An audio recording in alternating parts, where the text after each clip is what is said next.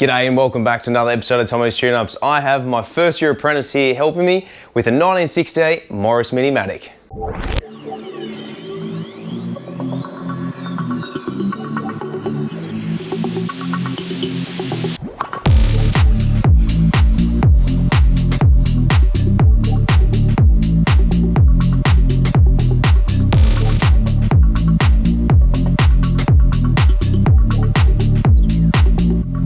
So welcome back to the channel, folks. As you can see, we have this little green bean beside us. You're probably wondering, what are we doing with the black Mosquito?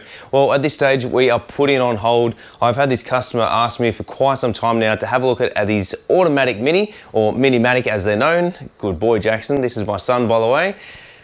And he wanted me to have a look at it because it is struggling to go into gear. It is not performing right and it is not driving right. I've been for a bit of a drive in this and I have a pretty good idea what the fault may be, but I think to start off with, we need to jack up the vehicle, have a look at it, and then go from there. So let's jump straight into it.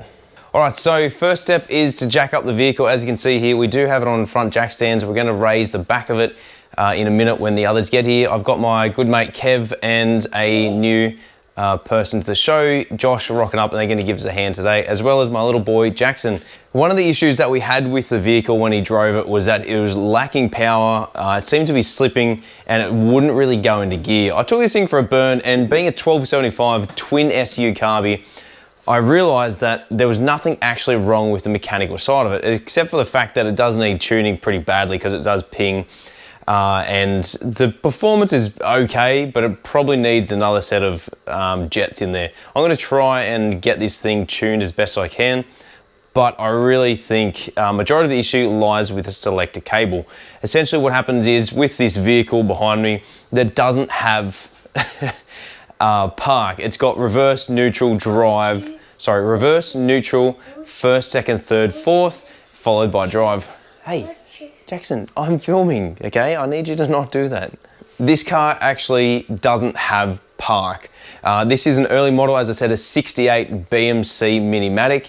The later model Rovers actually came out with park. This one doesn't have it. Essentially what you do is it goes into reverse as the very top selector position, followed by neutral, first, second, third, fourth, followed by drive.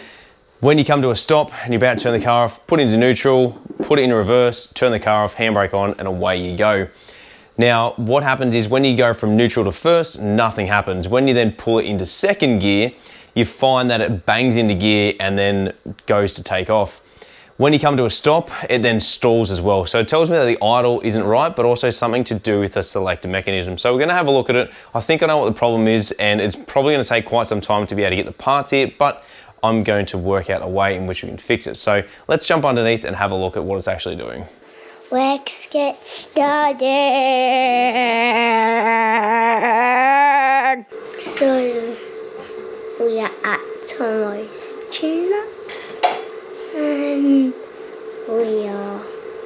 this is the other episode today. So let's get going. All right, so I now have my apprentice Kev in the car. He's just gonna go through the gears. We're gonna grab the camera and we're gonna have a look underneath it and see what we think the problem is. I'll just grab my trusty torch over here.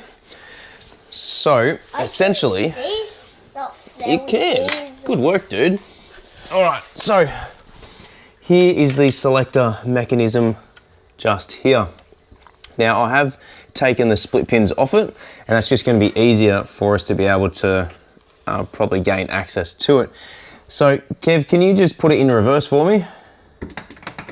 Okay, so that's pretty much in park now. So go neutral, and then first, second, third, fourth, and then is that drive, or?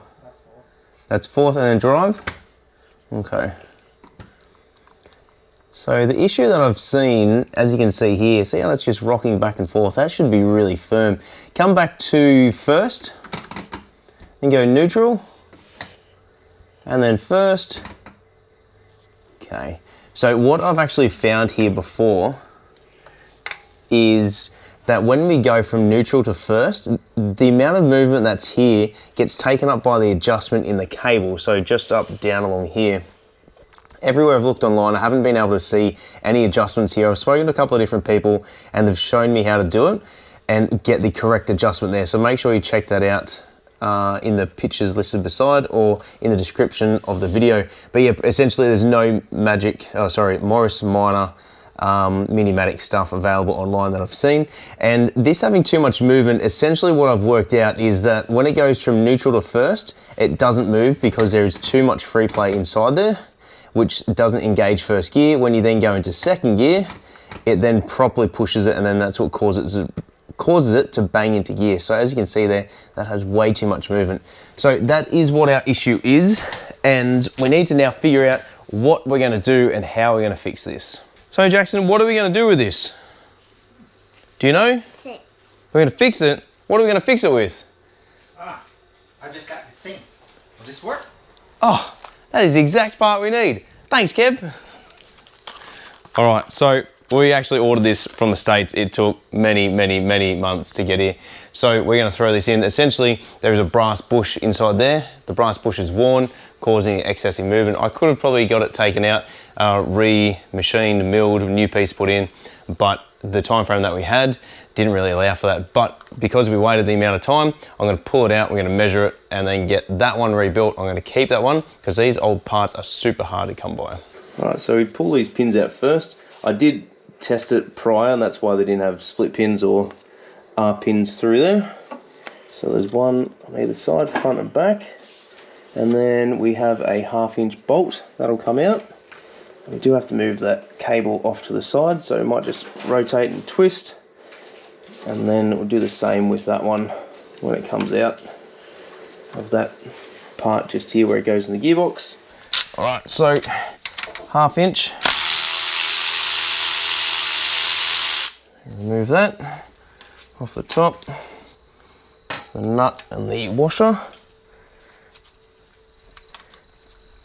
And then we pull that piece out. All right. Thanks, dude. Thank you, little apprentice. So these are the two pieces side by side. Now this plug does come out with this shaft. It's very unlikely that this is going to wear because this is a brass bush inside here. So brass will wear faster than anything else.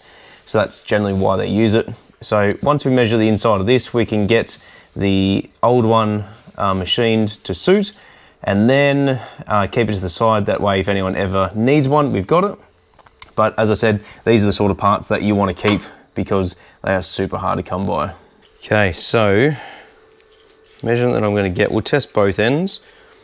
11.34 millimeters. 11.3.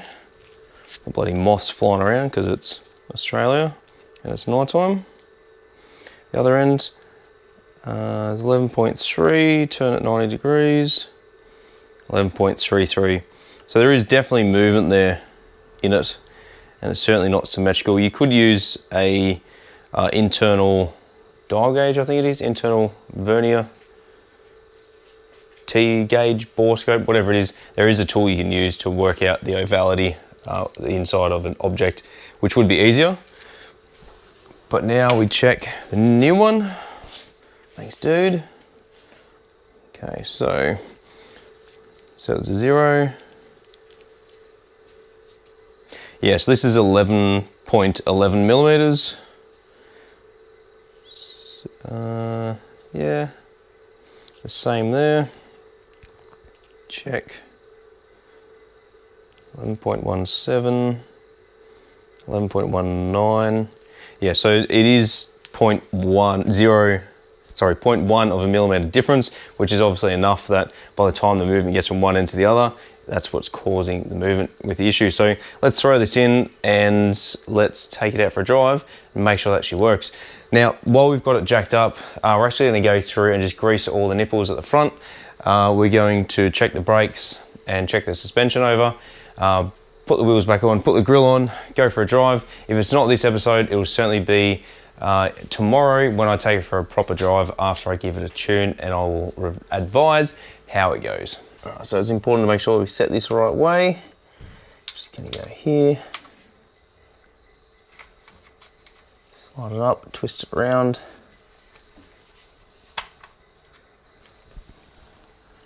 All right, we'll put new split pins in those. Just make sure that there's no movement.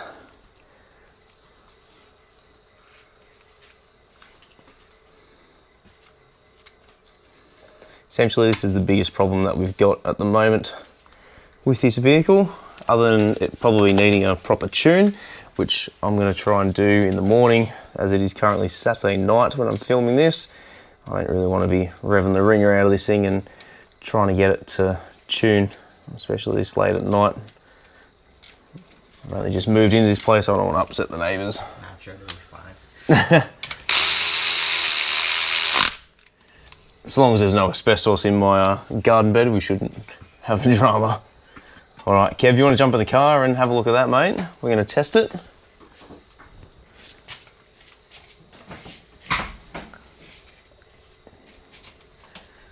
All right, so let's go straight to reverse.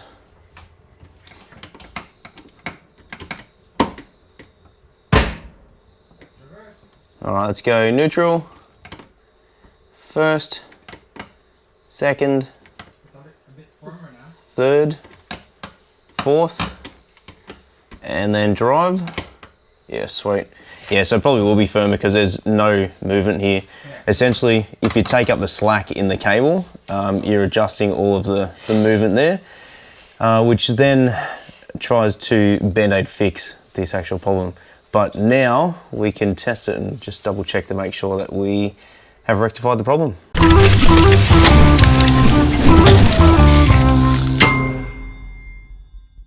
Alright folks, welcome back.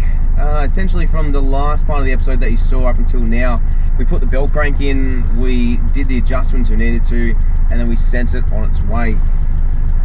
Today it's Sunday. It's been a few days since you saw the last part of this episode, primarily because it was absolutely raining cats and dogs for the last couple of days, and it hasn't been well enough for me to be able to drive this thing other than just around the block.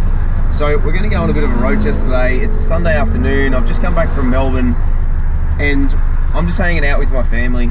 We're going to go for a bit of a drive and cruise and just make sure that everything drives well, everything's all good, there's no issues, and most importantly, it actually selects gear. So at the moment we're sitting in neutral at a set of traffic lights. We are going to jump into first and then work our way up through the gears to ensure that it changes properly. Now, we did adjust the cable and we had to make sure that we adjusted the bell crank in the right position to ensure that it twists in the right manner. Otherwise, failure to do so, it is going to skip gears, it's not going to engage them properly, and you're going to have a bad time. So if you're unsure, make sure you consult the owner's manual, and I'll try and remember to leave a link in the description below or a photo of the instructions on how to go about and make the correct adjustments required to get it into gear properly. So we're going into first. There we go. Got the green light. Give a bit of wheelie. That's into second.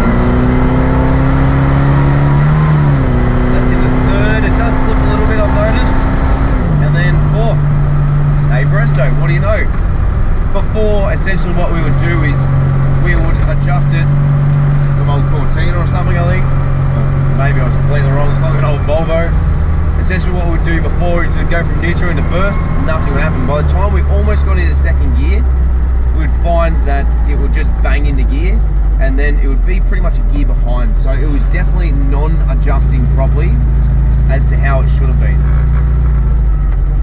So once we made the correct adjustments, we're then able to properly select the gears. Now, as you probably just heard then, it does have a couple of clunks and bangs.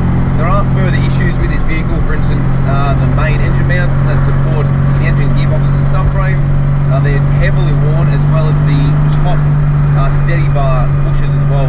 There is quite a lot of movement there, and it's actually causing damage to the firewall. So it is worthwhile noting that when you do get issues like this, make sure you look into getting them rectified. Otherwise, worst case scenario here, like it happened with Grace, on the passenger side where the pipes come through to the heater, I'd found that that panel, the section of the panel had, sorry, the firewall, a section of it had actually rusted away because it had that much movement. So I had to cut that out, plate it, reinforce it, put it all back together, and hope to God that I did the right job. Essentially what I did to fix my issue was I put a second pedal box on the passenger side, took the pedals out of it just to give it that extra bit of strength. The late great Mini King, also known as John Schmidt, may he rest in peace, taught me that if you want to strengthen it, get yourself another pedal box, stick it in there,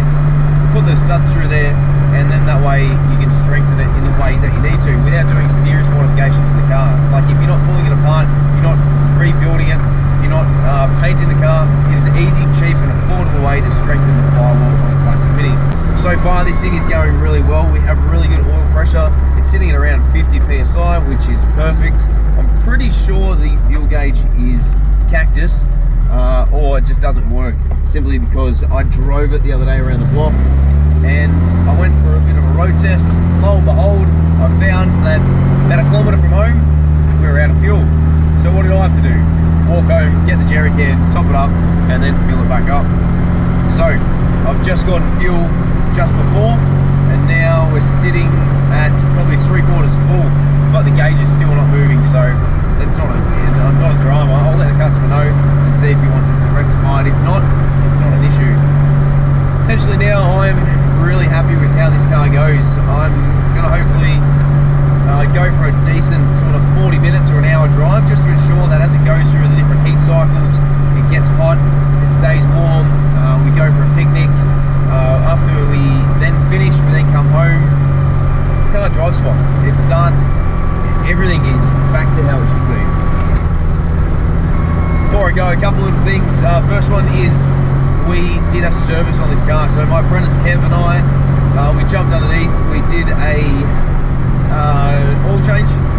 We adjusted the tappets, we adjusted the points gap, we adjusted the ignition timing, we put a new set of plugs in there, cleaned out the air filters.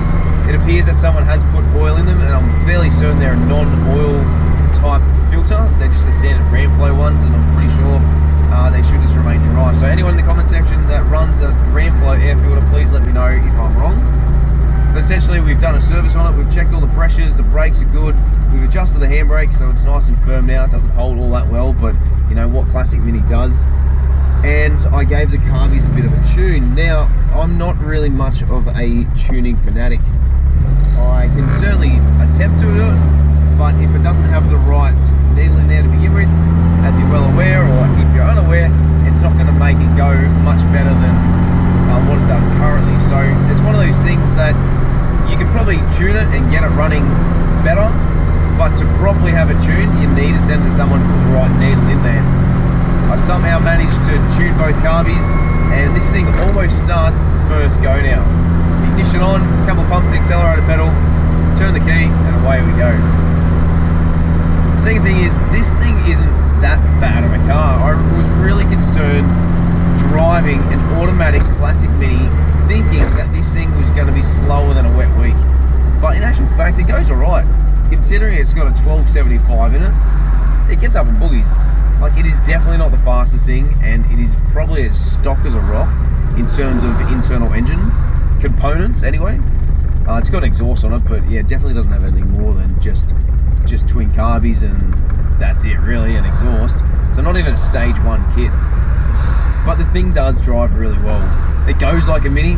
As I said, it is a bit slow, but you know, you're not there for, you know, to get there in record breaking, neck snapping time. You're there to enjoy the drive. And that's exactly what this thing is. Just a nice Sunday driver, and what the customer wanted. He just wanted to be able to get in, turn the key, drive it, and away you go.